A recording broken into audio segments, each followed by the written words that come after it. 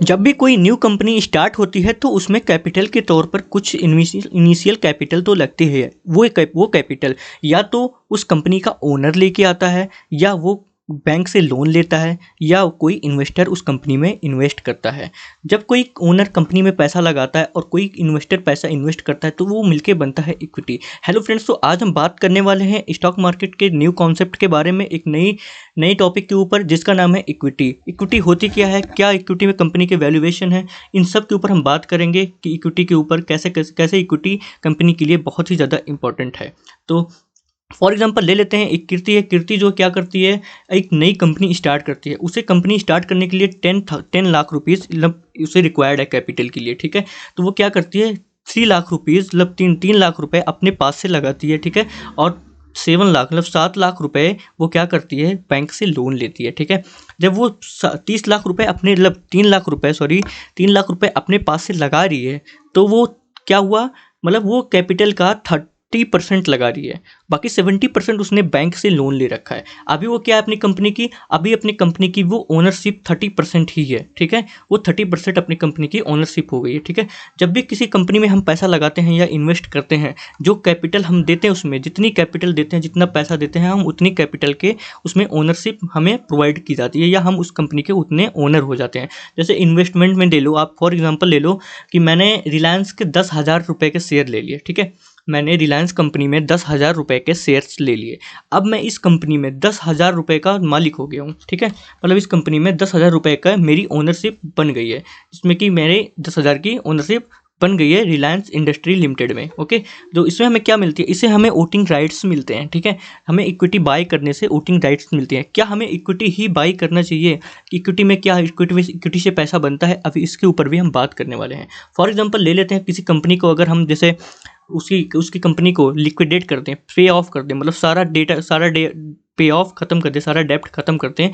जब वो पैसा बचेगा तो वो पैसा जाता किसके पास है, जब वो कंपनी खत्म होती है, जब उसका सारा पे ऑफ हो जाता है, तो वो पैसा जो बचता है वो जाता है शेयर होल्डर्स के पास। जैसे कि अब हम इन्वेस्ट किए थे तो हमें कंपनी के राइट्स मिल गए थे, मतलब कि हम कंपनी के ओनर्स हो गए थे, तो वो पैसा कहाँ आएगा, वो पैसा हमारे पास आएगा, ठीक है। तो इसे ही बोलते हैं इक्विटी। इक्विटी में जैसे शेयर कैपिटल होता है, कैपिटल कई प्रकार के होते हैं। देखो कैपिटल एक तो ओनर लेके आता है, दूसरी वो बैंक से लोन लेते हैं, तीसरी कैपिटल क्या होती है कि शेयर इशू करके जो पैसा आता है, तो उसे हम बोलते हैं शेयर कैपिटल, ठीक है। तो शेयर कैपिटल का आप कभी भी आपको देखना होगा किस कंपनी का शेयर कैपिटल कितना है, तो आप उस कंपनी पर टैप करोगे, आप देखोगे उस कंपनी की बैलेंस शीट निकालोगे, जब उस बैलेंस शीट के साइड पर आपको इक्विटी एंड लायबिलिटी दिखेगा, सबसे ऊपर इक्विटी एंड लायबिलिटी की साइड में आपको दिखेगा शेयर कैपिटल, ठीक है।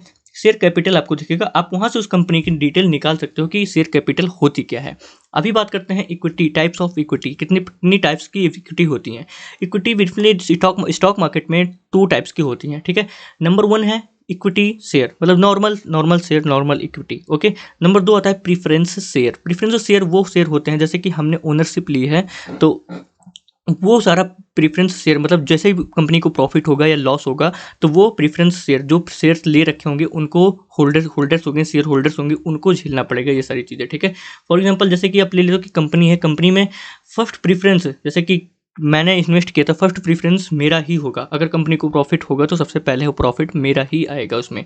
फॉर एग्जांपल ले लो कि इक्विटी, अब जैसे इक्विटी है, यहाँ पे इक्विटी में आपको मतलब जैसे आपको कुछ प्रॉफिट होता है, कुछ पैसे का प्रॉफिट होता है, तो अब सारा का सारा पैसा आप इन्वेस्टर को दे नहीं दोगे। जैसे मैंने 10,000 रुपये लगा रखे हैं रिलायंस इंडस्ट्री में, ठीक है।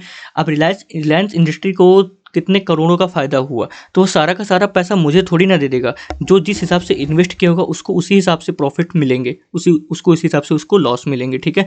तो अगर जो पैसा प्रॉफिट के बाद भी बचता है, वो पैसा जाता कहाँ है, वो जाता है सरप्लस रिजर्व में, ओके। सरप्लस रिजर्व क्या होता है, शेयर कैपिटल आपको मैंने अभी समझाया। शेयर कैपिटल, अगर आपको भी किसी कंपनी का सरप्लस टोटल देखना है, कितना सरप्लस या कितना कंपनी के पास रिजर्व अभी पड़ा हुआ है पैसा आपको भी देखना है, तो आप उसकी बैलेंस शीट ओपन करोगे। बैलेंस शीट ओपन करने के बाद इक्विटी एंड लायबिलिटी साइड में आपको दिखेगा शेयर कैपिटल प्लस उसके नीचे दिखेगा आपको टोटल रिजर्व, ठीक है। रिजर्व होता क्या है बेसिकली, ये भी आपको मैं समझा देता हूँ। जैसे फॉर एग्जांपल कोई कंपनी है, कंपनी को 5 लाख का प्रॉफिट होता है, ठीक है। जब कंपनी को 5 लाख प्रॉफिट होता है, तो जो शेयर्स, जो इन्वेस्टर्स हैं, वो भी तो उसमें जो है इन्वेस्ट करके रखे हैं। मतलब ये प्रीफरेंस शेयर जो होता है, जो कुछ लोग उसमें काम भी करते हैं, तो उनके लिए होता है प्रीफरेंस शेयर, ठीक है। तो 2 लाख रुपए प्रीफरेंस शेयर में चले गए, ठीक है। 2 लाख रुपए प्रेफरेंस शेयर चले गए। बट क्या हुआ, इक्विटी जो शेयर होल्डर्स हैं, मतलब जो इन्वेस्टर हैं, वो जो बैठे हुए हैं वहाँ पे, उनको चले गए 1 लाख रुपए। इक्विटी में 1 लाख रुपए चले गए, प्रेफरेंस शेयर में 2 लाख रुपए। अभी बचा कितना प्रॉफिट का 2 लाख रुपए बचा हुआ है। ठीक है, 2 लाख रुपए जैसे कि अब जैसे कि 2 लाख रुपए यहाँ पे बचा हुआ है। प्रेफरेंस शेयर जैसे कि ये सारे 2 लाख रुपए जो है प्रेफरेंस शेयर, जैसे मैंने 3 लाख 30% लगाए थे, बैंक ने 60% 70% लगाए थे, तो प्रेफरेंस शेयर के 2 लाख रुपए उन दोनों में डिवाइड हो जाएंगे। ओके, बट ये जो इक्विटी का है, जो शेयर होल्डर होंगे वो उनके पास जाएगा। बट जो अभी 2 लाख रुपए बच रहे हैं वो कहाँ जाएगा, वो जाएगा हमारे रिजर्व में, जो टोटल हमारा रिजर्व होगा। फॉर एग्जाम्पल जैसे ले लेते हैं कि कल क्या पता फ्यूचर में हमारी कंपनी और ज़्यादा ग्रोथ करे और ज़्यादा हमें कैपिटल की रिक्वायर्ड हो, तो हम वो कहाँ से अपने कैपिटल की रिक्वायर्ड को पूरा कर सकते हैं, वो हम रिजर्व एंड सरप्लस से लेके पूरा कर सकते हैं। ठीक है, तो बट इसमें कोई ऐसा नहीं है कि हमें इक्विटी में ही इन्वेस्ट करना चाहिए या इक्विटी में क्यों इन्वेस्ट करना चाहिए। ऐसा कि इक्विटी में हाई रिटर्न्स मिलते हैं। ठीक है, इक्विटी में हाई रिटर्न्स मिलते हैं, बट हाई रिटर्न के साथ साथ यहाँ पे बिग लॉसेस भी फेस करने पड़ते हैं आपको। तो stock market so very risky है, तो आप लोग भी केयरफुल होकर बिना जाने, बिना समझे, बिना सीखे मत करो इसे। जब तक सीख ना जाओ तब तक मत करो। जब अगर पूरी एनालिसिस के बाद आप करोगे, उसके बाद आप कोई अपना स्टॉक बाय करते हो, इक्विटी में पैसा लगाते हो, तब आपको अच्छा पैसा वहाँ पे बनता, हाई रिटर्न्स मिलता दिखेगा आपको। बट अगर आप ऐसा ही करोगे कि बिना नॉलेज के, बिना उसके करोगे, तो आपको प्रॉपर वहाँ पे लॉस ही होने वाला है। तो बस इस वीडियो में इतना ही, मिलते हैं नेक्स्ट लर्निंग वीडियो के साथ। तब तक के लिए बाय बाय।